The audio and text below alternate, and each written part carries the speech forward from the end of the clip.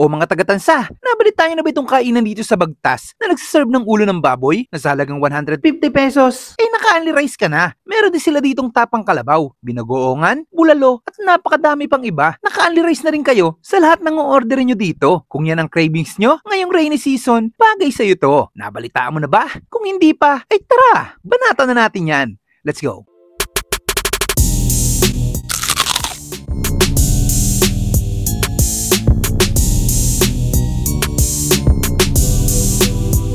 Ngayong araw nga, nandito tayo sa Jay's Tapas Nation na matatagpuan sa Barangay Bagtas. Dito lang to sa harap mismo ng kapilya ng Iglesia ni Cristo, lokal ng Bagtas. Para tikman ang mga sulit na pagkain nila dito. Maganda dito mga lods, 24 hours silang open. Kaya anytime ay pwede kayong food trip dito. Napakasulit dito mga lods dahil sa halagang 150 pesos. Eh may ganitong sinigang na ulo ng baboy ka na. Grabe yan, sobrang laki. Hindi namin mauubos. Sakto naman may matandang nahihingi. Bibilang ko sana ng bago. Eh okay na daw yun. Kaya siya na ang umubos.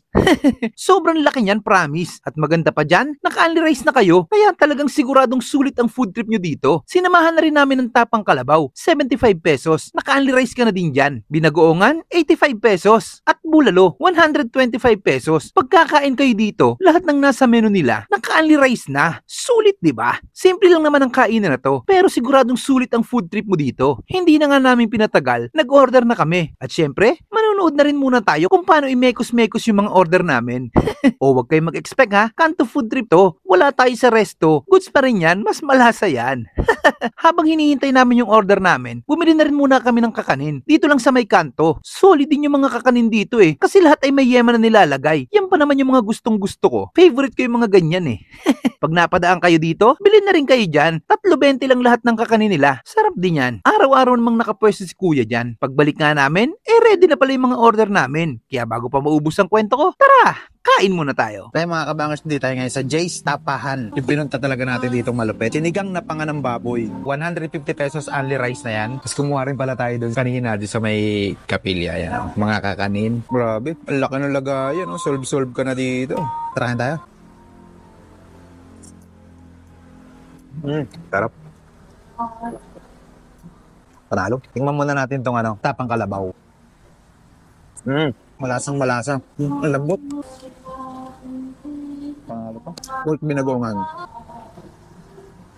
Medyo matabang-tabang lang sa lasa ko. Pero yung anghang niya talagang kapit na kapit. Kung ano naman, kung hindi pasok sa panlasa nyo, kung natatabangan kayo, may mga patis naman, may mga condiments naman sila dyan. Pwede kayo magdagdag. Para sa akin kasi, makialat ako. Kaya lasa ko dito, medyo matabang. Bulalo, 125.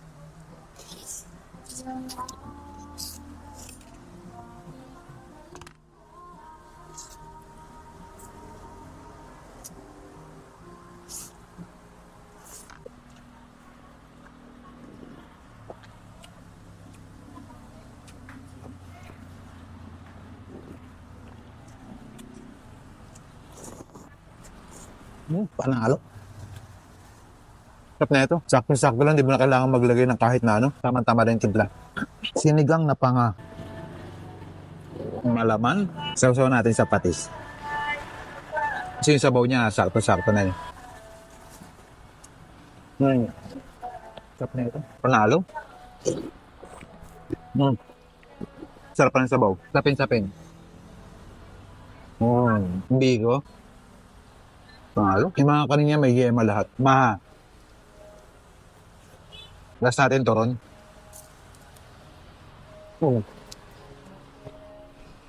Ubi toron.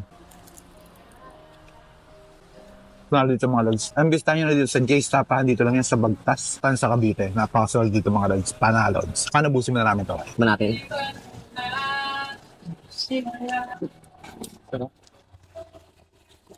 Ang lambot. Sarap ng sabaw. Sisimutin mo talaga yung panga, oh. Tapa ng kalabaw. Malalambot lahat na, malambot. Panalo.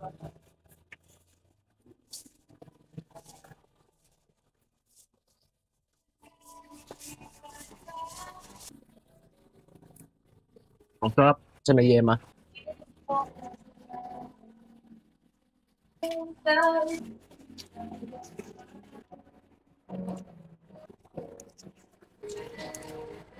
Oo.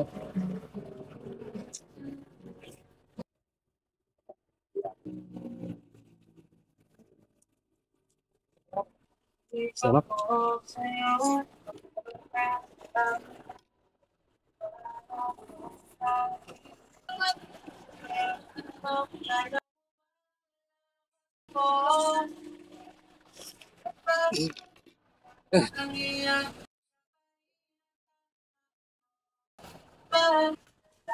No. Napakasulit dito mga lods, kaya kung naghahanap ka ng mura at masarap na food tripan sa Tansa, bisitahin mo na ang Jay's Tapas Nation. Solid yan lods. O paano? Hanggang susunod nating food trip. Paalam.